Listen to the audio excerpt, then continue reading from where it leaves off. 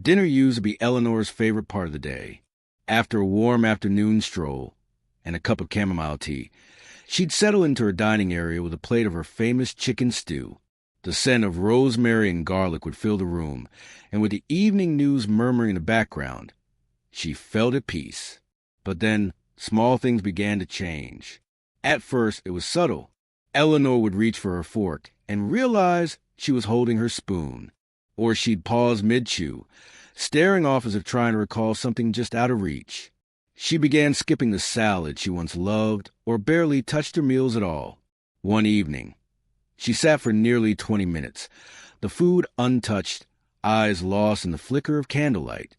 Her daughter noticed that Eleanor was no longer humming along to the news jingle. It was like dinner had become something she was present for, but not truly in. Now here's what I want you to understand. These signs aren't just senior moments. They're quiet whispers from the brain, telling us something's not quite right. The dinner table, once a place of comfort and connection, often becomes a stage where early cognitive shifts quietly unfold. You see, our routines, especially the simple ones like eating, are where the mind and body usually work in harmony. So when something starts to feel off during these familiar rituals, it can be an early signal, reaching for the wrong utensil, forgetting what's on the plate, zoning out halfway through a meal. These are not just quirks. They could be early internal signs of cognitive changes that deserve attention. Most people expect memory loss to come with a dramatic flair, forgetting names, addresses, appointments. But in reality, it can begin with something as routine as pushing food around a plate. And that's why this topic is so important. What seems like a small habit, especially during dinner, could be your brain waving a gentle red flag. So before we move on to what might be causing these subtle changes, here's a little favor I ask. If this story resonates with you, or if you want to learn how to stay ahead of these early signs, go ahead and subscribe, and turn on the notification bell. We've got plenty more to uncover, and you won't want to miss it. So what's behind these quiet dinner table changes like missed utensils, zoning out, or fading appetite? Believe it or not, in many cases, the culprit isn't hidden deep in a medical chart or an exotic diagnosis. It's a simple, everyday habit. Eating dinner in front of a screen. That's right. Televisions, tablets, and even smartphones have slowly made their way to the dinner table. And they're doing more than just keeping us company. They're quietly training our brains to disengage.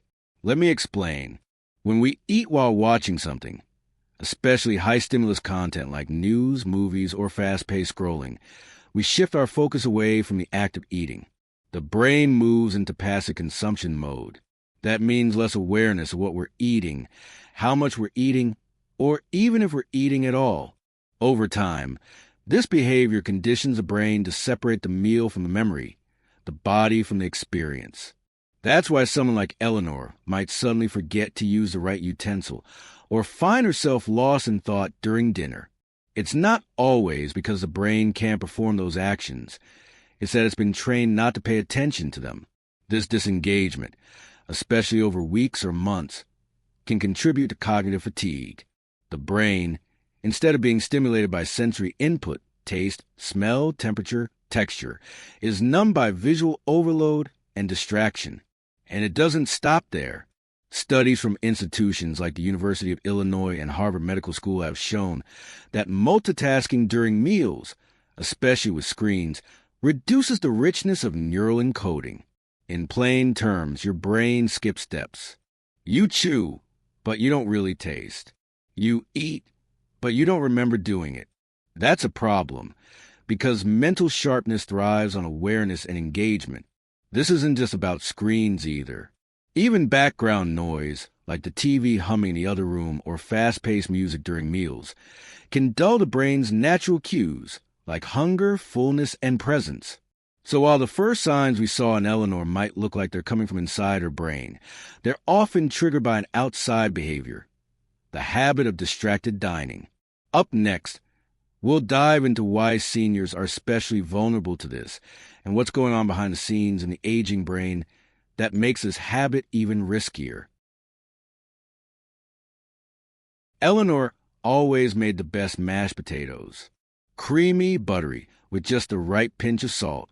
For nearly 50 years, she'd hosted Sunday dinners. First for her kids, then for her grandkids, and eventually just for herself. After her husband passed, the house grew quieter, and those once lively meals became smaller affairs. But Eleanor kept a routine. Dinner at 6 p.m., always with show on in the background. At first, it was just evening news. Later, reruns. Then YouTube videos her grandson set up for her. It didn't seem like much, just a little company while she ate. But over time, something started to shift. Eleanor stopped setting the table. She began eating straight from containers, or sometimes not eating at all. Meals turned into snacks. Some days, she'd only realize at 10 p.m. that she hadn't eaten dinner. Her family noticed she was losing weight, and when they asked, she'd shrug and say, "I just forget sometimes." Her daughter found soup bowls in the living room cabinet and spoons in the laundry hamper. That's when the concern turned into alarm. Eleanor began forgetting conversations.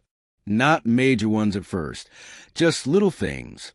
Whether she'd taken her pills, or what she'd eaten that day. Her daughter insisted on seeing a doctor. The early tests hinted at mild cognitive impairment, possibly pre-dementia. But the neurologist, after a long conversation, asked a surprising question. "Tell me about your daily routine, especially meals." That's when the picture became clearer. Eleanor's habit of eating alone in front of screens had quietly unhooked her brain from one of its most grounding rituals.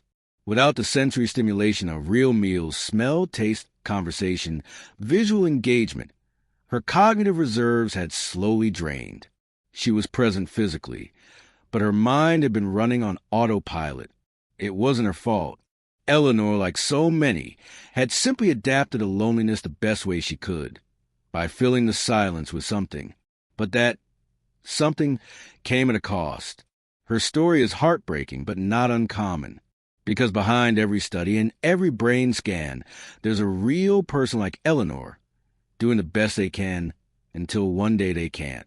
We'll look at why the senior brain is uniquely sensitive to habits like this, and how the aging mind responds differently to overstimulation and isolation.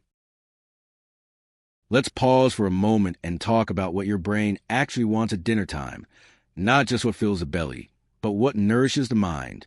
You see, the human brain is an incredibly social and sensory-driven organ. It doesn't just run on calories. It thrives on connection, stimulation, and presence.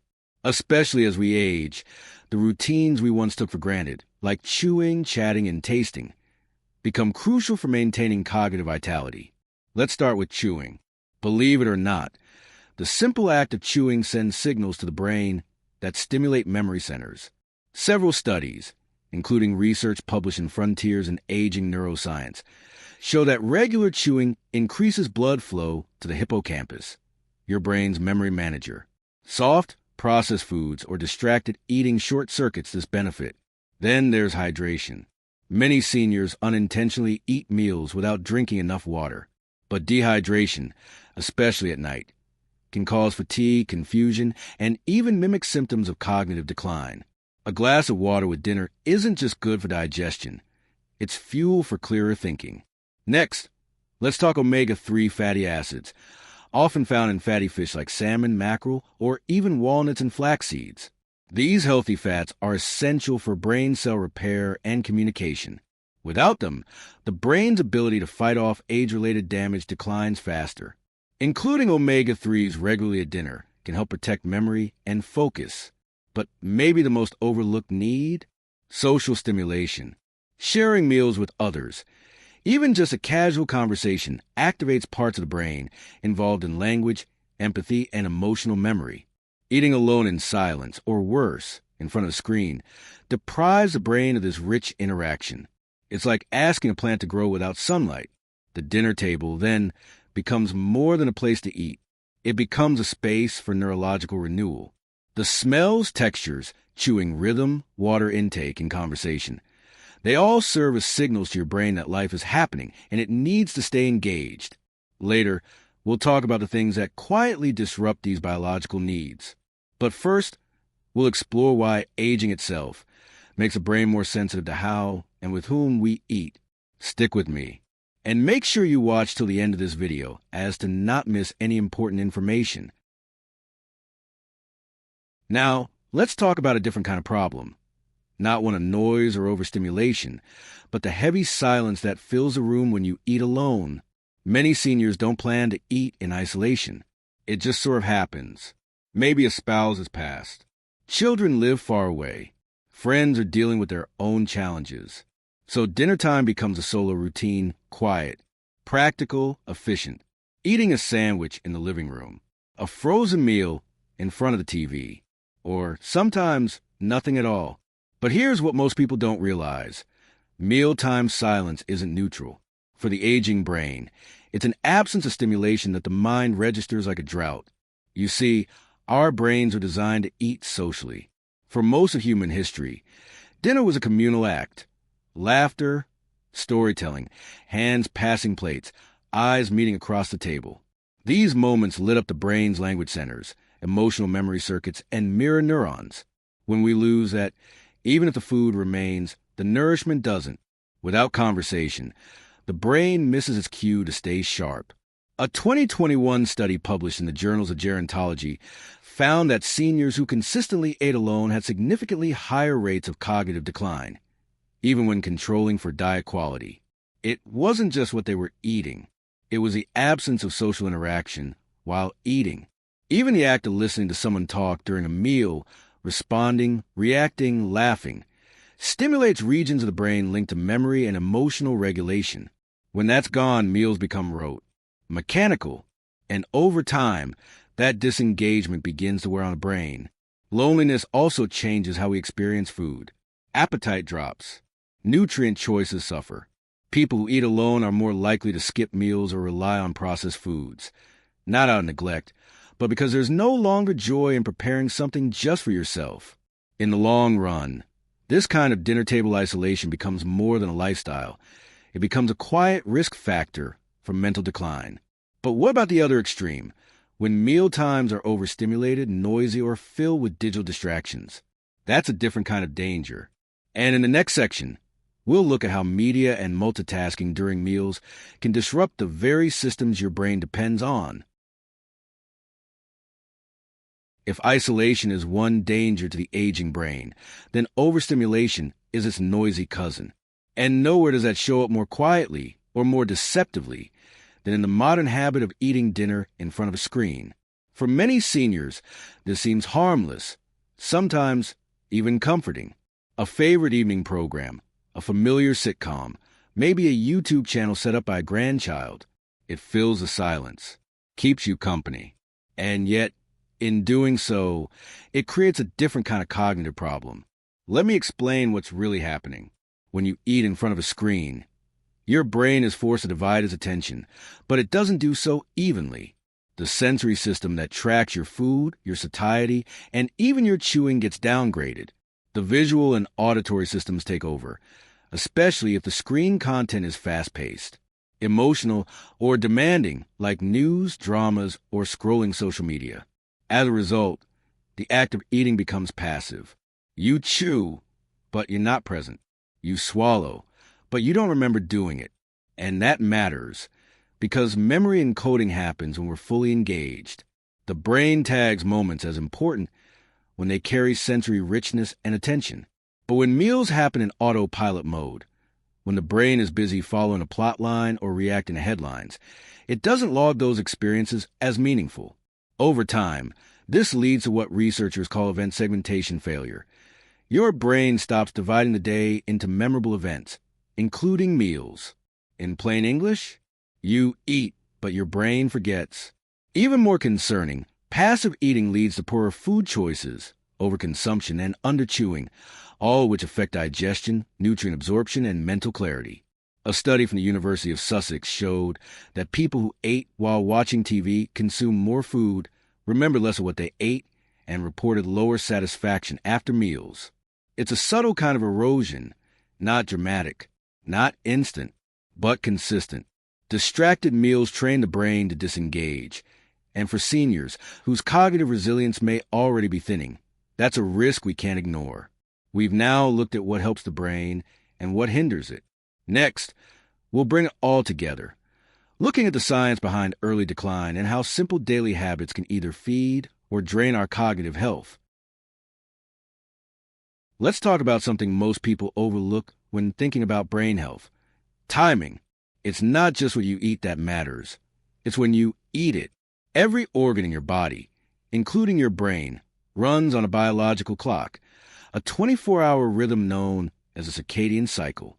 This internal schedule tells your body when to feel hungry, when to rest, when to be alert, and when to begin repairing. And it's more sensitive than you think. As we age, this internal clock becomes less flexible, which makes seniors especially vulnerable to disruptions caused by late-night meals. Let's break it down a bit. Eating late, especially after 8 or 9 p.m., can cause a misalignment between insulin release, your body's way of managing sugar from food, and melatonin production, the hormone that tells your brain it's time to wind down. When these two processes overlap, they clash. The body becomes confused. Should I be digesting or sleeping? It ends up doing both poorly. This confusion affects more than digestion. It affects memory consolidation, brain detoxification, and neural repair. During deep sleep, your brain runs a kind of cleanup crew known as the glymphatic system. But if you've eaten late, the body prioritizes breaking down food instead of clearing waste from brain cells. Over time, this can lead to greater buildup of proteins like beta amyloid, one of the hallmarks of Alzheimer's. Not only that, but late eating can disrupt REM sleep, which is crucial for memory and mood regulation. If you're going to bed with a full stomach, your body might rest, but your brain doesn't get the quality sleep it needs to stay sharp. Research from Harvard Medical School and the University of California confirms that circadian misalignment from late-night eating is linked to cognitive decline, poor focus, and mood disorders in older adults. So if dinner is happening closer to midnight than sunset, it may be time to rethink your schedule. Moving meals earlier, even by an hour or two, can dramatically improve your brain's overnight recovery. Now that we've explored what, how, and when meals influence your brain, let's talk about something even more personal. The warning signs to watch for, subtle cues during dinner that your mind might already be asking for help. Up until now, we've focused on the brain, its chemistry, rhythms, and the subtle signals it sends at the dinner table. But here's something that surprises many of my patients. When your brain begins to suffer, your body doesn't stay silent. In fact, cognitive stress often starts a ripple effect, one that travels down through your muscles, balance, energy levels, and even your immune system. Let's take frailty, for example. When your eating habits lead to reduced appetite or distracted meals, you're not just skipping nutrients, you're losing the strength needed to maintain muscle mass. And for seniors, muscle isn't just about movement, it's protection. Weak muscles increase your risk of falls, slower healing, and reduced independence. The link between cognitive decline and physical frailty has been well documented in clinical studies, including research from the National Institute on Aging. When the brain isn't nourished properly, balance begins to suffer, reflexes slow down, and coordination decreases. That means more bumps, more stumbles, and often more serious injuries. Then there's energy loss. A tired brain often leads to a tired body. When you eat too late, eat alone, or eat while distracted, your digestion weakens, your sleep becomes fragmented, and your metabolism slows. The result? You wake up groggy. You lose the motivation to move. Even simple tasks like folding laundry or walking to mailbox feel like chores. And let's not forget emotional health. Seniors who eat in silence or distraction often experience higher rates of irritability and mood swings. Why? Because eating is a sensory and social act. When it's stripped of those dimensions, the body feels neglected and the mind isolated. Over time, that isolation becomes inflammation. And inflammation affects everything from joint pain to cardiovascular health. Even fall risk increases, not just because of muscle weakness, but because of the foggy thinking that comes from poor nutrition, late meals, or unbalanced circadian rhythms. It's not just about tripping over a rug. It's about the brain's delayed reaction time and the body's slow recovery afterward. So yes, it starts at the dinner table, but the effects ripple far beyond, touching everything from how steady you feel on your feet to how bright your mornings begin. But here's the hopeful part. Just as these changes began with simple habits, they can also be reversed by them. In the next section, we'll explore small, practical steps you can take right at your dinner table to begin restoring balance, clarity, and strength from the inside out. Let's take a deep breath together, because now we turn the page. We've talked about the silent dangers that can creep into your evening meal. But here's the good news. This is one of the easiest areas of your health to improve. No prescriptions. No gym memberships. Just a few gentle shifts to your dinner routine can make a remarkable difference for your brain, your body, and your overall well-being. Let's start with timing. One of the simplest changes you can make is to eat earlier in the evening, ideally before 7 p.m. This gives your body time to digest before bedtime and allows your brain to transition into its nighttime repair cycle without competing for resources. You'll likely notice better sleep within days. And that better sleep, it's gold for your memory, mood, and focus. Now let's talk about who you eat with. If you've been dining alone more often than not, consider this your invitation to reach out. Invite a friend or neighbor over once a week. Share a meal with a family member on the phone or video call. Even joining a community dinner group at your local senior center can make a difference. The key is conversation, not just food, but connection.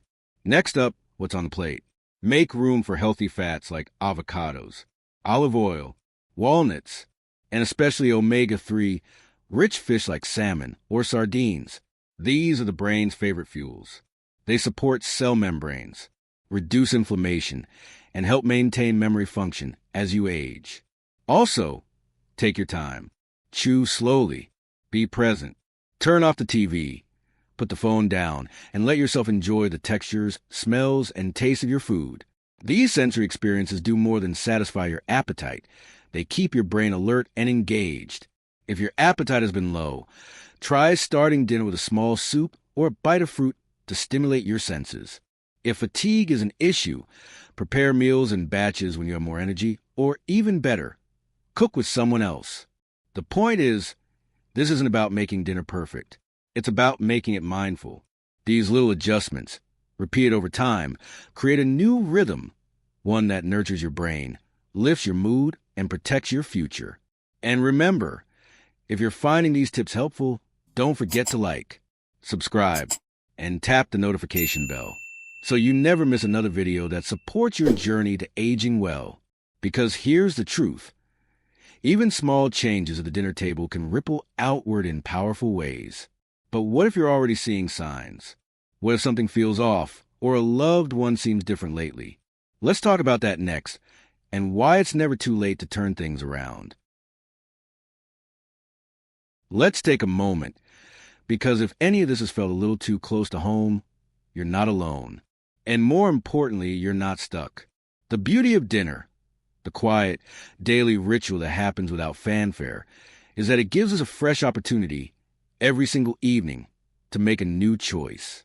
You can change tonight. Maybe that means eating an hour earlier. Maybe it means inviting someone to share a meal. Maybe it means turning off the television and lighting a candle, just to remind yourself that this moment matters. Whatever it looks like, the power is in your hands. I've seen it happen. I've seen seniors like Eleanor, whose story we shared earlier, find their way back from that fog, not with medication, not with a grand life overhaul, but with small, consistent acts of care, a better dinner routine, a walking group in the morning, a friend to check in with. The brain is resilient. Even in later years, it responds beautifully to the right signals: nourishment, stimulation, rhythm, and love. It's never too late. There's always another neural pathway waiting to be lit up, another memory waiting to be made. And maybe most powerful of all, you can help someone else do the same. So many seniors eat in silence, not because they want to, but because they think it's normal. You can be the spark that changes that. Share a meal. Send this video.